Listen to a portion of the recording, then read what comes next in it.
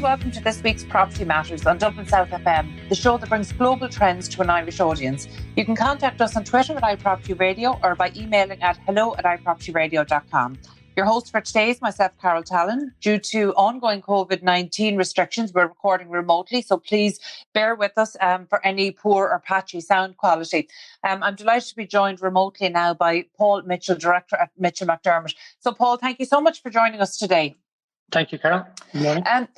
Paul, your business, Mitchell McDermott, has been one of the leading voices throughout this unfolding COVID-19 situation and has been a consistent voice through the chaos with your weekly updates.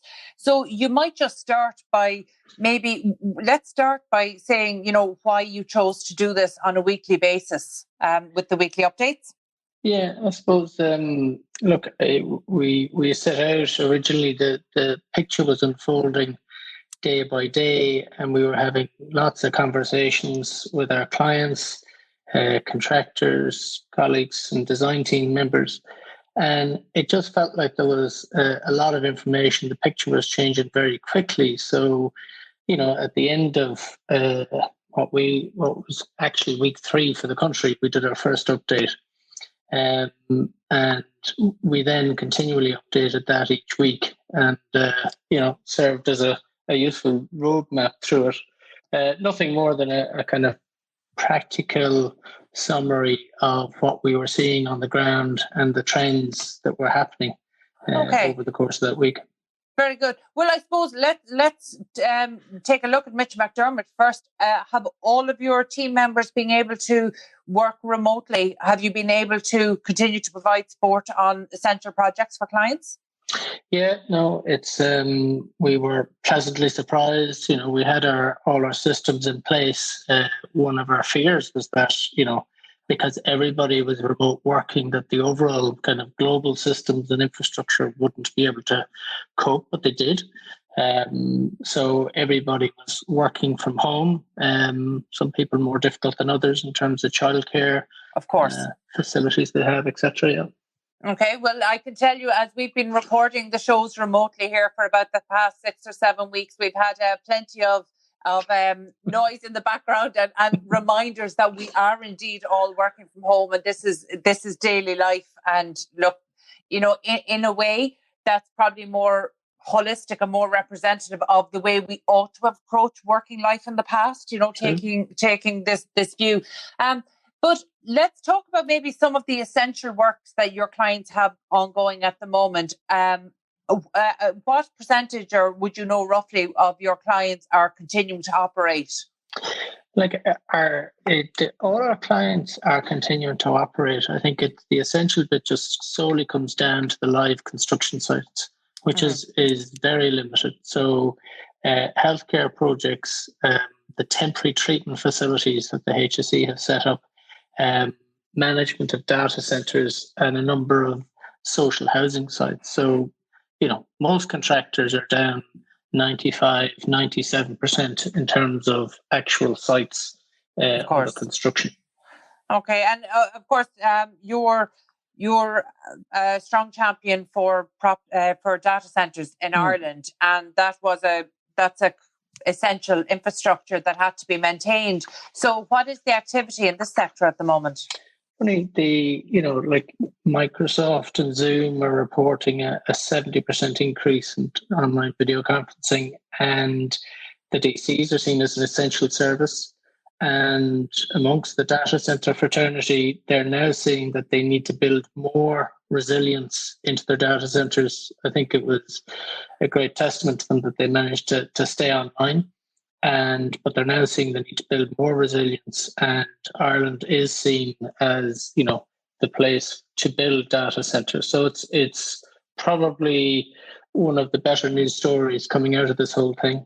Yeah, absolutely, Paul. It's interesting, and it can seem sometimes unpalatable, and perhaps it's too soon to to start talking about the winners and the losers. But the reality is, and we saw it during the crash a decade ago, in times of crisis and chaos, there will always be, it's not a universal impact, that actually there will be some winners and some losers. I mean, do we know where that's likely to be in the construction sector in Ireland? Yeah, I think it's, the picture gets clearer each week. I suppose hotels are an obvious one. That, they're probably the hardest hit.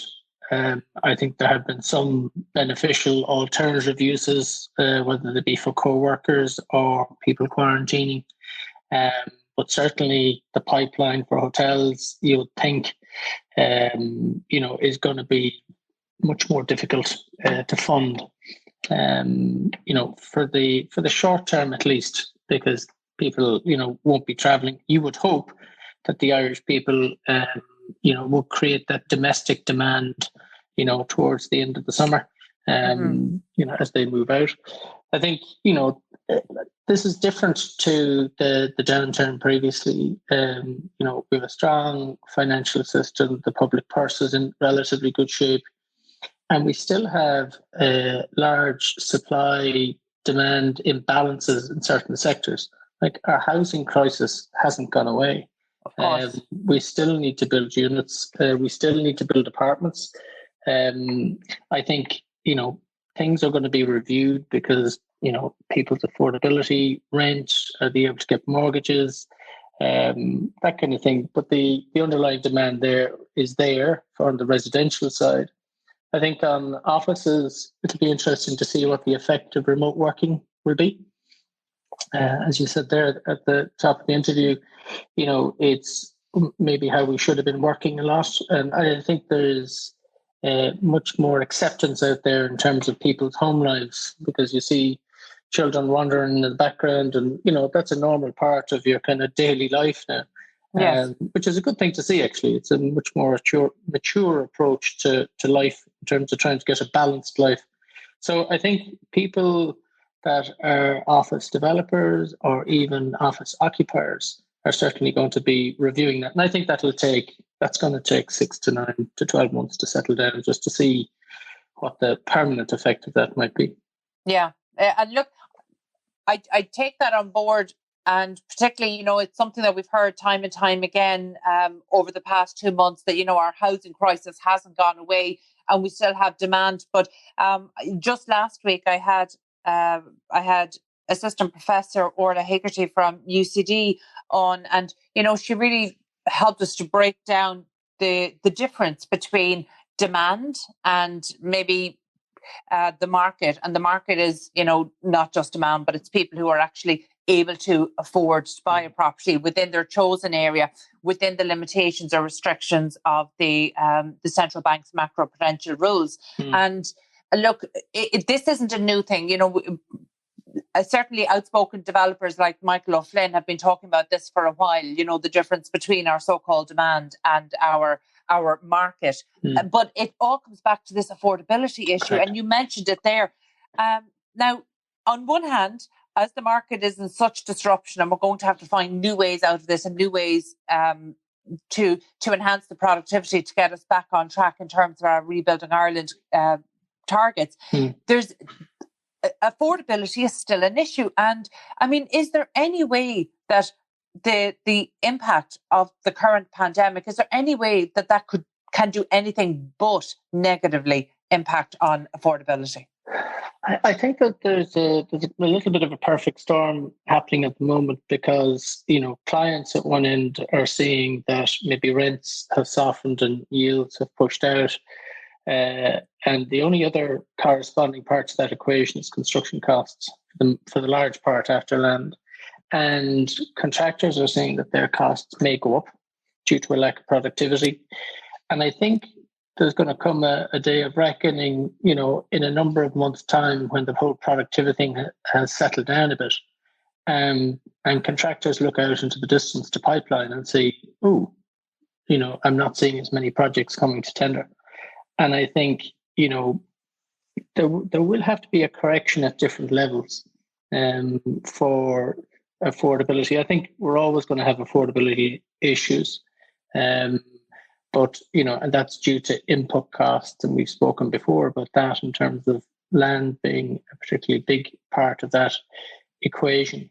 But I think we're going to see more constrained viability appraisals over the coming months. And, Yeah, no, absolutely. And look, I take on board what you're saying there about the land development land costs. And that's something almost, again, it's a conversation for another day, because, that's something that is currently in flux with the Land Development Agency. They're at early stages, big aspirations. If any of those can be turned into reality in the marketplace, that then in 12 months' time, we might be having a different conversation. And in 3 years' time, we might be having a different conversation about development land values in Ireland. But in terms of productivity and perhaps issues with the supply chain, these are things that you're addressing each week in your weekly update. So now, obviously, as we start into week 9, we might just run through where we are now in relation to those issues, because unlike last week, we now have a date for restarting construction, essentially, which is the 18th of May. Mm-hmm. So, that's actually not a lot of time to get ready and to restart supply chain. So where are your clients at the moment in terms of readiness to reopen on the 18th of May? I suppose the whole industry was actually getting ready to reopen tomorrow on the 5th. Mm-hmm. And there was a provisional date, never promised, a provisional date of the 5th that, as last week moved on, it looked less and less certain. So, contractors had started ordering their PPE, had started reprogramming their sites, had put plans in place, albeit at a desktop, because they couldn't actually visit the sites.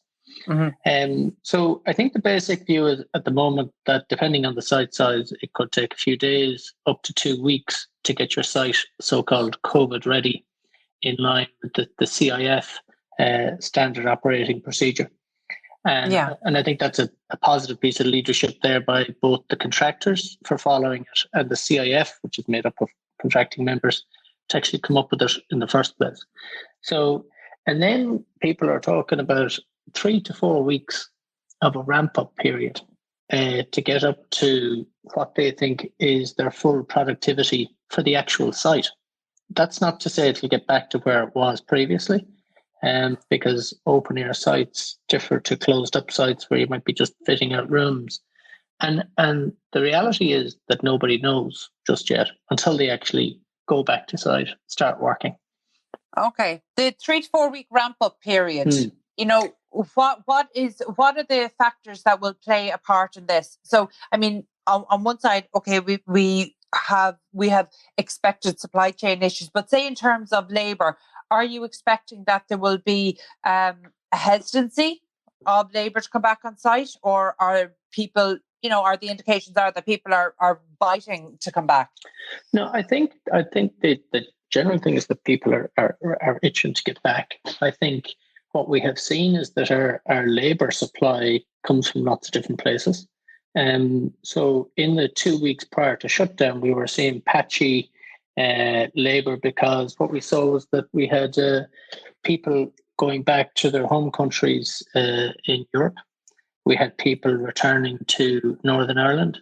And so on some of our sites, it's up to 20% to 25% of the people are actually from various European countries. So the ramp up is going to involve them. They were obviously waiting for a date. Now they know it's the 18th. Hopefully they're in a position to say they can return. Obviously, depending on where they're coming from, they have to be able to have no travel restrictions, be able to fly. And then when they get here, there might be a 10-day or 2-week self-isolation period before they're actually allowed onto the site. And I think contractors are trying to look at staggered shifts, whereby if 100 people normally work on the site during a day, that they'd only have 50 on the site, maybe at any one time. So, is this the shift working as proposed by the CIF to comply with HSE social distancing? Correct, yeah. Do you think that has a place on Irish construction sites? Absolutely. Yeah, I think Okay. it makes 100% sense. And I think the one thing that we're slightly lacking at the moment is that some of the planning authorities haven't yet responded as to whether or not they will extend the working hours on the sites. Okay, because obviously if they were to go ahead, it would breach any noise conditions and activity conditions that are subject to planning. Yeah. Correct. Yeah. Okay. Again, I think that this is something that we're definitely going to come back and revisit over the next, certainly between now and July, and before we go into the phased return on the 10th of August. However, I wasn't aware that, we had a figure for the number of people on Irish sites, maybe who aren't from Ireland or not living full time in Ireland. So a 20% potential workforce outside of the country, that's a problem given the restrictions that we have in place, or given the travel restrictions that we know are going to be in place for the next few months. But that leads us to another issue that you have been including on your updates, and that is not just productivity, but disputes that are likely on foot of productivity losses. Do we have any clarity on that at the moment? There's no clarity, but there have been statements of claim from contractors or notices, because contractors have to give a notice typically under a contract before they can make a claim. And so, the contractors are saying, look, we're bound to have productivity issues. We don't know what they are yet, because we don't know how the site is physically going to work. We have a plan, but, we have no physical evidence yet. And in some contracts, the contractors are entitled to an extension of time, so that they're not liable to damages. And in some cases, they're liable, or they're able to claim back costs also, but in some cases not. And in some contracts, surprisingly, as detailed as the construction contracts are, a lot of them do not mention pandemics. I suppose not something that we're used to, thankfully. So that whole area is brewing at the moment, and clients and contractors are taking different approaches, but this is going to run and run over the coming months. Okay, and I presume this will actually change contracts going forward, that they will provide for something like this going forward. But in terms of productivity losses, we've seen there was an RTE report, I think about a week or 10 days ago, saying that the productivity losses on housing sites, public and social, or private and social housing sites, are likely to be between 30 and 40%. So, are you seeing any indication that the industry is turning maybe to modern methods of construction to see how they can make up these program losses at this stage? Yeah, I think, when you think about this, and if we thought in advance, and you'd say if we had a modular solution, we wouldn't have those productivity issues on site, but still we might have still had productivity issues in the factories where these items were being made. A lot of this is about flexibility, and we've seen great leadership from the government. We've seen leadership from contractors. We need to see flexibility and leadership from all quarters, so that everybody makes an adjustment to make something happen. We work longer hours. The unions don't charge more money. The subcontractors work to get their projects finished, and everybody pulls together, as we have seen in a more macro sense in the country. It's impossible to put numbers on productivity at the moment, and every site will differ, and it will differ from month to month also. Okay. Well, before we let you go, Paul, can you just maybe for our listeners here, what are the key things that site owners and site managers need to be concentrating on between now and reopening on the 18th of May? I think that there has to be a plan in place as to how to make your site so-called COVID ready, or to comply with the CIF standard operating procedure. You need to know where your supply chain is at. So where are your materials coming from? Are they on the high seas? Are they still in China or Italy? Or are they coming from Ireland? And to do a complete assessment on that, you need to ensure that your design team are in place, and then that your labour force, to track your labour force. And then to ensure, most of all, that your site can operate in compliance with the operating procedures. and, that you're ultimately adhering to social distancing and putting whatever plans in place you can to make sure that the health and safety of the workers and anyone that enters your site is looked after. Okay, that's excellent. We'll leave it there. Our thanks again to Paul Mitchell, Director at Mitchell McDermott, and also thanks to Mitchell McDermott for the weekly updates, which can be found on their website and through LinkedIn pages. And it's important to point out here that Mitchell McDermott have been such a voice of leadership during this time, and those updates are based on insights that are being seen on the ground and also forecasting likely issues. So definitely worth checking out. Thanks again, Paul, for joining us. We need to take a quick break now. Stay tuned. 93.9 Dublin South FM. And welcome back to Property Matters on Dublin South FM with myself, Carol Tallon. You can contact us on Twitter at iPropertyRadio or email hello@iPropertyRadio.com. And now I'm particularly delighted to be joined by Richard Thorpe, Managing Director at the Pod Factory. And it's a company I've been a fan of for the last number of years. Richard, thank you so much for being with us. Great to be here, Carol. Richard, most people, I think, will be familiar with your work, because it's really spread right across the internet and across Instagram and Pinterest in particular. So you might just tell our audience a little bit about the Pod Factory. Well, the history of the Pod Factory was when we have another company there, which we make steel frame systems. And what happened was we just got so many inquiries for people looking for garden rooms, granny flats, home offices and everything. So we decided that instead of trying to go to people's back gardens and make them, we'd set up a factory and make them in the factory and then deliver them. So it started off as small rooms and then the inquiries just got bigger and bigger and bigger. And now we're up to doing 3 and 4 bedroom units, so it's really escalated into that kind of thing, Yeah. And look, would it be fair to say, apart from the fact that these are so beautifully designed and so compact and so well designed, that they're very appealing, and they definitely feed into a trend that we've seen over the past decade and since the crash, which is this kind of tiny home movement. But these are kind of tiny home in style. But is it fair to say that the ongoing affordability crisis in Ireland in terms of housing, is that driving many of your inquiries? It's a huge part of our inquiries. There's a couple of different sections that we get. One is young couples, right, who put these out their parents' back garden, right, live in them for a couple of years, save, and then go on probably to buy a house or that. But the big thing about the pod in that instance is that it can be resold, right, because these can be lifted back out and sold on, Yeah.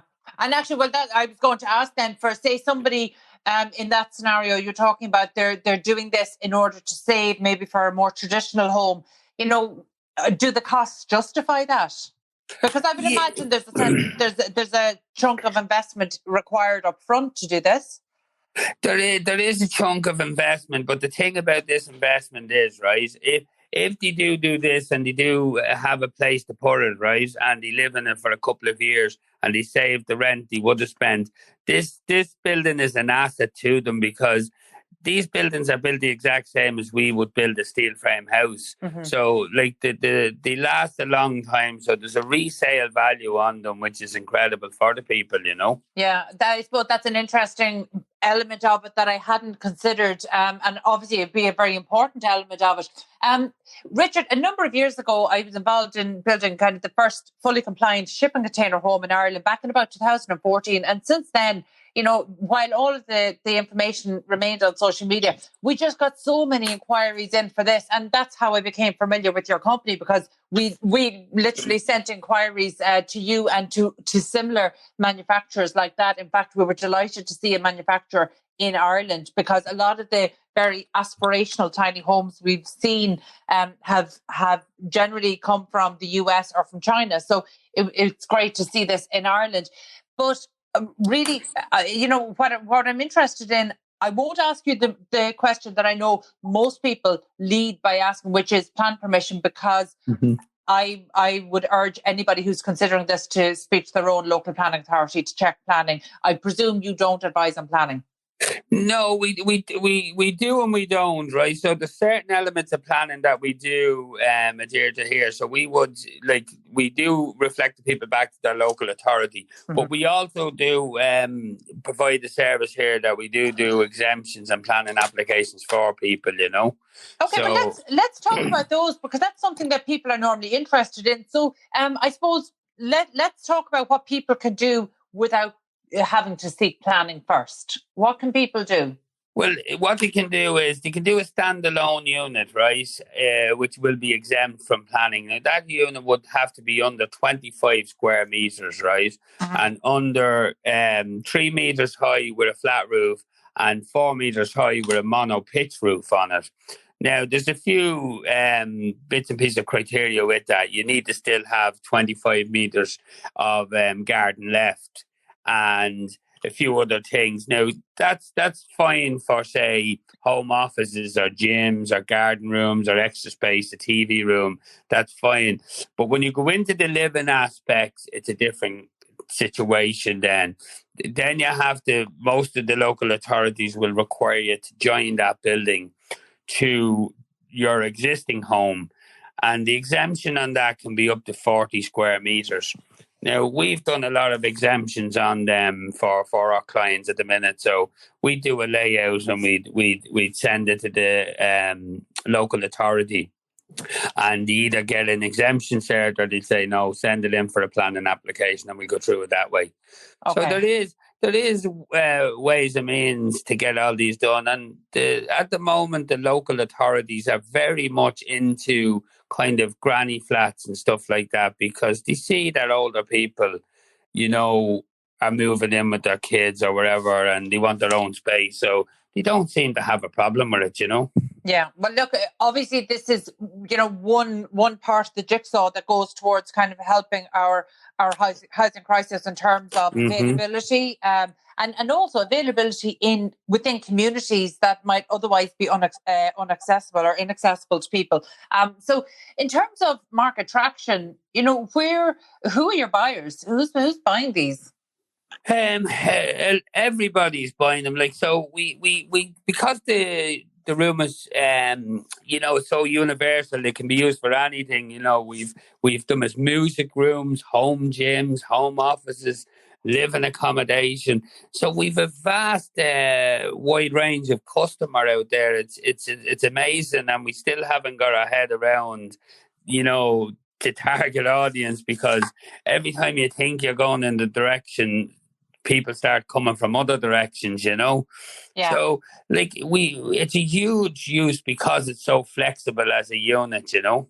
And are there any issues in terms of connecting to, you know, electricity, water, or into sewage mains, things like that? No, well, what we've done with the unit, right, is so we've a lot of testing with our units. So we do fire testing and thermal modelling and all these things with our units because we want them to comply with, say, what a normal house would do. So we hold all them tests. So and again, for the electricity, or if we're putting gas or anything we put in them, they all come with a certification. So as you know, they'll be done the exact same as a house. So there'll be no difference, you know. What type of certification?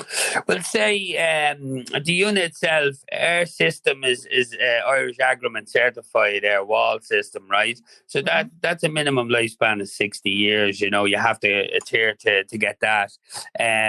All the other products we'd use in it would be CE marked, and they come with good manufacturer warranties. And then we'd have, like, if we put a gas, say, boiler in it, it would be RGI certified. Or if we put electricity in it, it would be Recce certified by the electrician. So, like, everything we do comes with a cert, you know. Does that mean that these homes or units can attract financing? They do attract finances. We've partnered up with a lot of credit unions, and the banks also will finance them under the home improvements loans, you know. And the credit unions now, we've worked with Capital Credit Unions in South Dublin. We've done a marketing campaign and a partnership with them, and also in the two Blanchardstown Credit Unions. We were actually just about to bring a unit to the Blanchardstown Shopping Centre just before this crisis happened, So that'll be rescheduled now when things go back to normal a bit, Okay, and look, because we're talking about this not just as maybe the home office and the additional space as our homes. I mean, look, we can see at the moment as we're all in quarantine effectively, and as the country is shut down, we can see that our homes were not designed to have all family members in them following their own interests at the same time. And I can tell you that that's kind of a universal piece of feedback that we're getting from everybody. And it doesn't matter what size your house is. It's more that, we didn't design for everybody being in them at the same time, following their own interests or pursuits or TV or gaming or whatever it is. So I would imagine that this is, something of a wish list, on a wish list for many home owners. So, what kind of trends are you seeing? Well, there was one guy who bought a Pod 17 office, which was kind of a outdoor room. It was a kind of a second sitting room he used it for. And I just got an email off him about 2 months later, and he says in his email, "Oh, thanks very much." He says, "I don't know what it's like to watch Sky again, Well, actually, just as you're talking, one of the great advantages of not recording in the studio is that I have a number of computers around me, and I just looked up Pod 17. That's beautiful, and that's one that I had my eye on as well. It's probably the most Instagrammable kind of garden pod that you have there. Yeah. Absolutely beautiful. All right, I can see the temptation. So, look, in terms of issues, in terms of affordability, say if we're going beyond the leisure use and into more practical, providing extra living space and or homes for people, albeit temporarily, while perhaps they're saving or they're ready until they're ready to move on to the next step. Where is your pricing in terms of comparable small spaces? Yeah, well, like we're very compatible in the pricing market. So, like the smallest unit we do would be kind of a home office unit, and that would probably range off from about 17,000. And then we go on up to units, like some of our units have been, say, up to 100,000, Yeah, but well, let's start. For people listening, who have been looking at these and maybe thinking something worth to work towards. Starting at 17,000, does that include installation and connection? Yeah, so all our pods are we price them as part of installation and connection. Right now, we do it subject to a site survey because yourself. Of course. We're going to have different obstacles and things like that. But we do have a base model and we do have a kind of standard fit and charge built into the price. We try and keep to that all the time. Another time you'll go out and look at the pod, will have to go further down the back garden and it'll be a bigger crane and it might go into a small bit of a bigger charge, But we try and keep them, to the quoted price on the day, Yeah, and look, given that not just the marketplace, but to the country and indeed the planet is in such a state of flux at the moment, what's next for the pod factory? Well, at the moment we've a couple of things going on. We've huge interest in home offices and the companies coming to us now, and I think it's a very good idea. This one is that, like, people are saying that the productivity of the workers at home at the minute is huge, and the stress levels on the workers and everything, because they're not traveling for an hour and a half a day to work or wherever it may be, and getting kids out the creches and all. So they're looking at leaving some of their staff at home. And what they were talking to us about was they were going to fit into their system was kind of a buyback system, where the worker would eventually own the pod themselves, Oh, but that the company would finance it up front. The company would finance it and then allow the employee buy it at a reduced rate because it's in their, in their space, Yeah, no, that's a really interesting solution. And it does, we know, and it's something we've discussed on the show over the past maybe 6 to 8 weeks, particularly how this is likely to impact agile working going forward, how it's likely to impact the use of office space, and are we ever going to return to a 9 to 5, Monday to Friday, having to be sitting at a desk and facing commuter traffic and everything? So look, I think you're bang on trend there.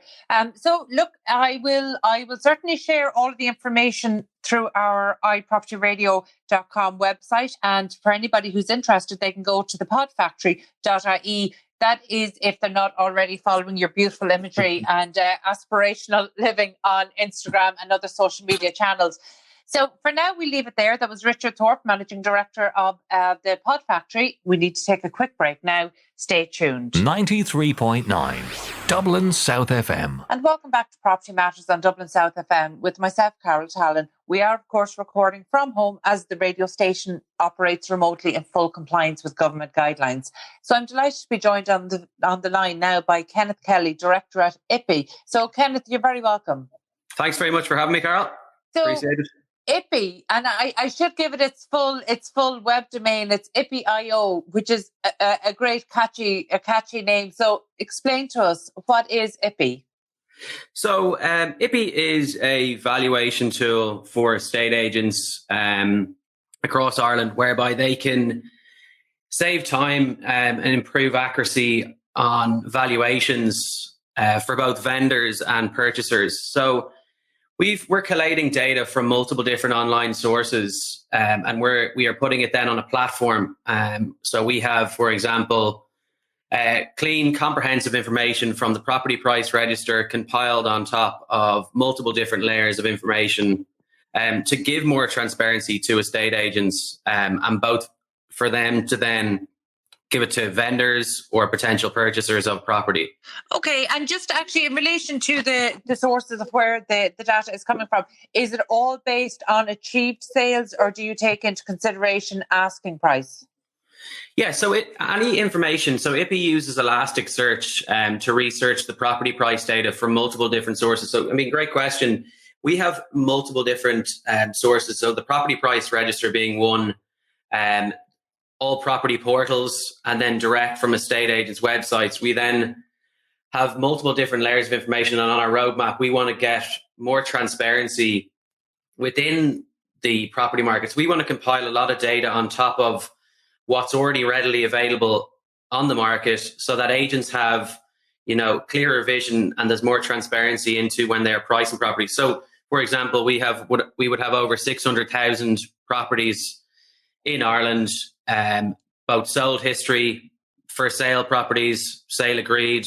The agent can filter and fine tune when, looking for a comparable or creating an appraisal for when they're going out on evaluation. They've got, they're armed with what they need. Okay. And is there any way to distinguish between, say, when the data goes in? I understand that there's a number of different layers and how you're processing the data there. But in terms of, is there a way of separating, say, asking prices from achieved prices? Yeah, so that's kind of what one of our trickier points at the moment is when the agent is inputting the information into the CRM and it appears online, there will be that lag of, let's say, 3 to 6 months. And what we're trying to do is kind of fine tune the error of, we're matching the information as best we can. But of course, it's going to be out, let's say, a month to 2 months. And that will be one of our aims, is to really, get out more, clean the data that's out in the market, so that agents can, when they're going on a property, they have on a valuation, they have the information they need to do the valuation as best they can. Yeah. Okay. Answering your question there. Yeah, no, absolutely. And look, I understand that we're really at quite early stages in terms of automated valuations. And, a big part of the change, obviously we'll come back and discuss the technology, because that's the huge enabler and driver. But in terms of culture change and perhaps, more antiquated systems that we have in place. So, for example, for valuations being submitted to banks, will an automated valuation suffice? Well, listen, let's address the elephant in the room. What we're not trying to do is we want to enable the agent. It's a very infant stage to be trying to call ourselves an AVM. and we're not. And I want to make that very clear, because we want the agents we want to technically enable the agents, and we want, technology and data, and, it's quite new in Ireland at the moment with the information that's available. And I don't believe that we could say spit out a value with everything that's going on in the market for a property. The agent needs to still, go out, go in the door of the property, see that they got a roof over, and to actually have the information there. Now, what's to say in 5-10 years time, Carol, that an AVM could be developed, and that would be great. But I just think what we're trying to do at the moment is really enable the agents to, get the best quality data that they possibly can. Yeah, it's amazing when you look back at how property valuations have transformed in the last decade and a half in Ireland. I have always thought that it was bizarre up until a decade and a half ago, or less, up to about 10, 12 years ago. We were teaching generations of estate and estate agents and valuers to value based on comparables when there was no list of comparables. So it was really very anecdotal, and that never made sense. So the introduction of the property price register was great, but of course it has its limitations. And, when we find ourselves in a situation like we're seeing with the unfolding COVID-19 situation, we can see how valuations, there are, economists refer to these as black swan events, but there are these events that are so difficult to predict. And when they arise, it's so difficult to predict the impacts and whether those impacts will be short term or medium term. And, how are you dealing with, how will your tool deal with, these few months of absolute market disruption? Yeah, so we've just launched our IPI Pro reports, and essentially what we're talking to the agents that are on the platform is that, this is a great time to have those, conversations with your clients, and update them on the market. So we've just released whereby agents can now, completely white label for themselves. It's personalized. They've got their own photo, their license number. They can put in then advertised prices of properties on the market, rental statistics. So it's really a time, I would believe, at the moment with everything going on, and you've seen it yourself, in the industry, everyone's giving and everyone's offering, value. And I think it's a great time to nurture clients. It doesn't stop. Technology doesn't stop the old prospecting tool or how you nurture a client and give them more information. So yeah, I think that's a really interesting thing about the whole emerging PropTech sector globally, not just in Ireland. There was, certainly a number of years ago, there was a fear of it replacing agents. And by the way, I fully believe that the tools are there if that was how we chose to proceed. However, I think that this is really an opportunity for estate agents and property professionals to really add value in new ways. And I think that's a gearing up. It's a real leveling up for the agents that I think will become, more interesting, more quality work. But one of the problems we have, and I'd love to know your opinion on this, Kenneth, we've allowed estate agencies to, the margins to become so low over the past decade and a half that it's difficult to see, where most, particularly independent estate agencies, do they have the resources to invest time and money into new technology that's required to keep up with their consumer? Yeah, it's a great question, Carol. I mean, there is so much technology out there now, and it's the agents who are leaning into it are the ones, I believe, that will make massive leaps. If you can leverage on good technology and you can learn it, and yes, it is an investment of time and money, but I can see it. It's being like a PA and an estate agent. How I leveraged on the people around me enabled me to get more listings on, or allowed me to make more phone calls, or get more let's say a price reduction in a downward market. And I'm seeing it because I'm speaking to a fair amount of agents a week.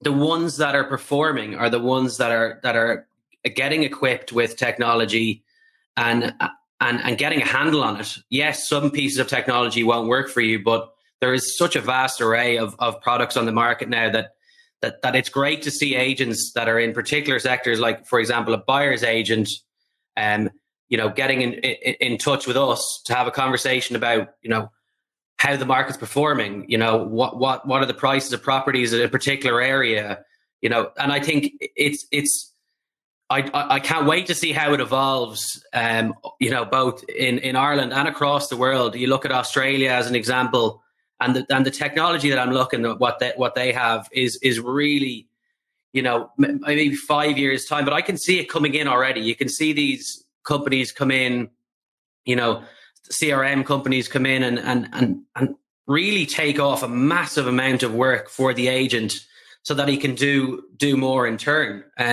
Yeah.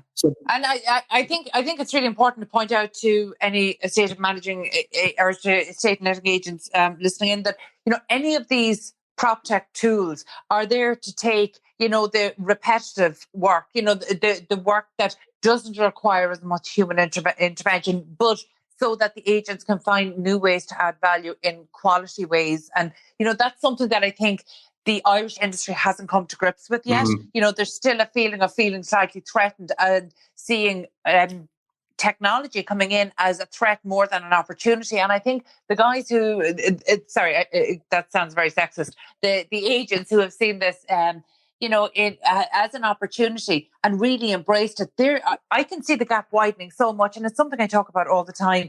But we can see that the gap between those who have embraced technology and those who haven't, is widening so much. And one kind of ray of hope for, say, smaller and independent agencies out there is that actually we saw that the leaders weren't so quick to embrace technology. And to be fair, they've done it now, but they weren't terribly quick or fast adapters. So actually, this doesn't really depend on the size of the firm or even the resources. It's actually more prioritizing the allocation of resources. But I've seen small firms do this exceptionally well. And if they're doing this as a small firm, they can grow in ways that are lean and sustainable, that they're actually building a workable business model that will survive the property cycles that we know. And technology is the enabler of that.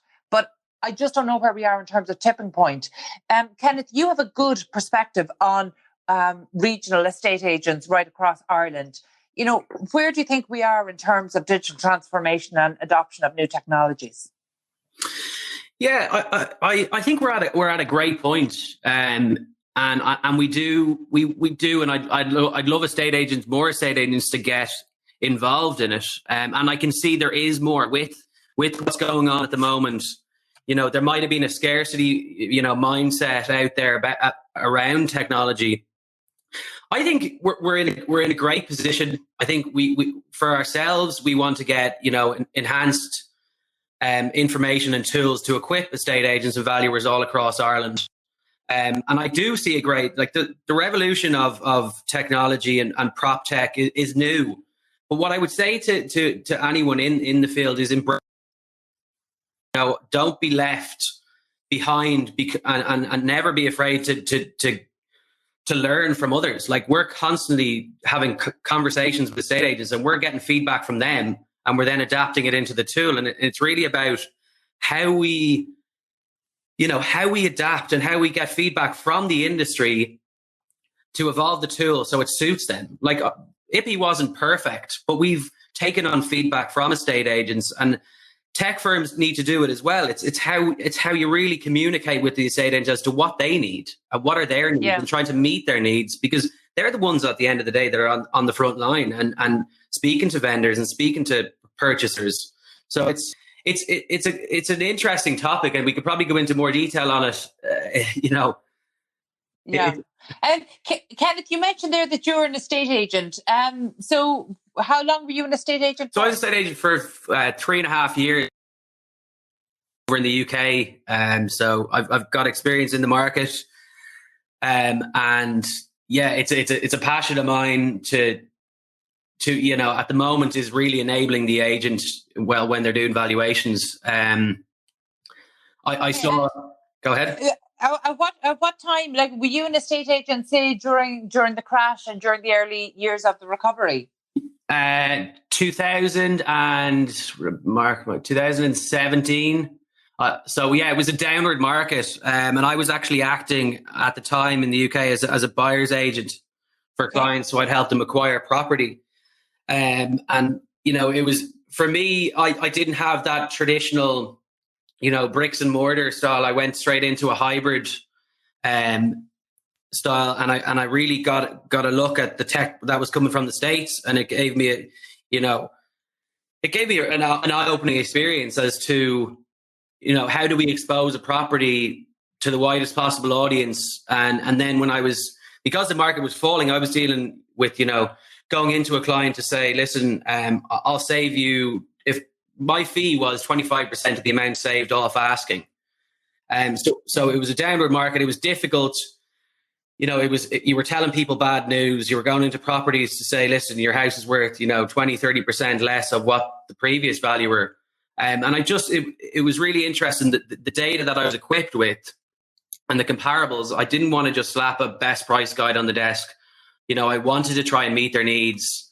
And yeah, I'm probably going off on a bit of a tangent, but no, but I think it's interesting to see where you're coming from, really, to add a sense of perspective here, because one thing that I definitely noticed over the past 5 years through our work with PropTech Ireland and in assisting traditional estate agents through the process of digital transformation, one thing I've seen that isn't apparent in other sectors, like maybe construction, is that there's a real inability or a lack of willingness to get things wrong. And unfortunately, when it comes to innovation, if you're not willing to risk getting things wrong, then you won't ever innovate, because, innovation and, what might be seen as failure, they kind of come hand in hand. And I think that that's something that's lacking from the property industry. And I think maybe it comes from certainly the trauma of what happened during the crash and people barely surviving.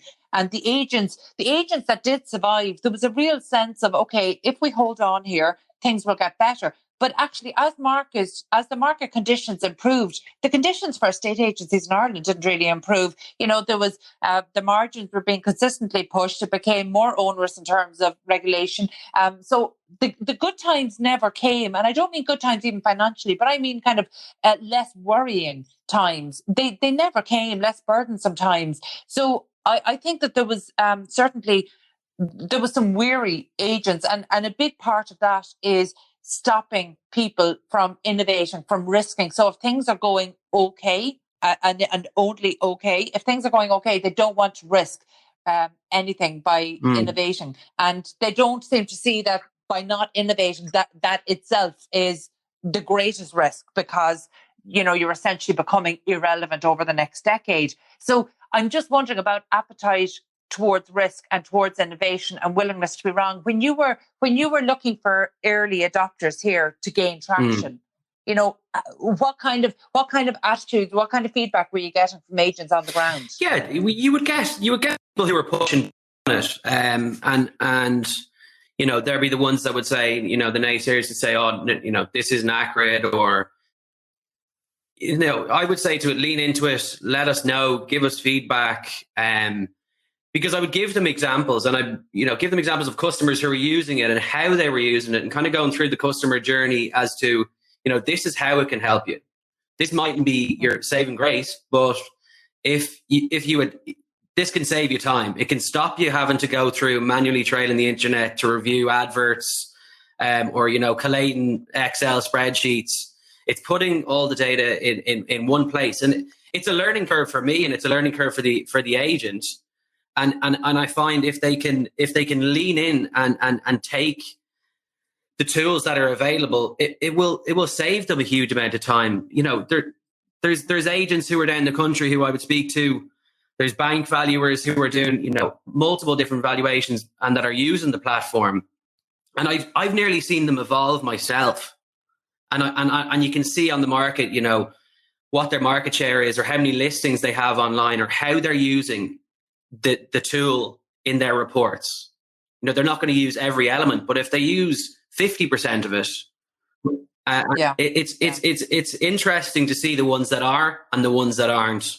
And I'd love to see more people get involved, not just our tool, but both technology, so that the industry in a whole. Yeah, Kenneth, I think that's a great point. And, in much the same way as you would like to see that, if you would like to be able to maybe compare those who are embracing it and those who aren't today, I would love to see, in 2 years' time and in 5 years' time, if we compare those who embraced it. I think that as we move forward now over the next couple of years, I think that gap between those who are embracing technology and those who aren't is going to widen beyond the point of firms being able to recover. So I think that that's a really great point. Thank you so much, Kenneth Kelly, Director of IPI. And I would urge any estate agents to just contact Kenneth Kelly and the team at ipi.io and take a look. Quite frankly, perfect is the enemy of done. When it comes to digital transformation, you need to start somewhere, and this is absolutely as good a place as any to start. So, Kenneth, thank you so much for being with us today. And that's it from us on the show today. Thank you for listening in to Property Matters on Dublin South FM, the show where property matters. Get in touch with the show by emailing hello@ipropertyradio.com or on Twitter @ipropertyradio. Also, my thanks to Peter Rice on sound and show producer Katie Talon of Hear Me Roar Media. We're back at the same time next week. From myself, Carol Talon, and all the team here, stay safe.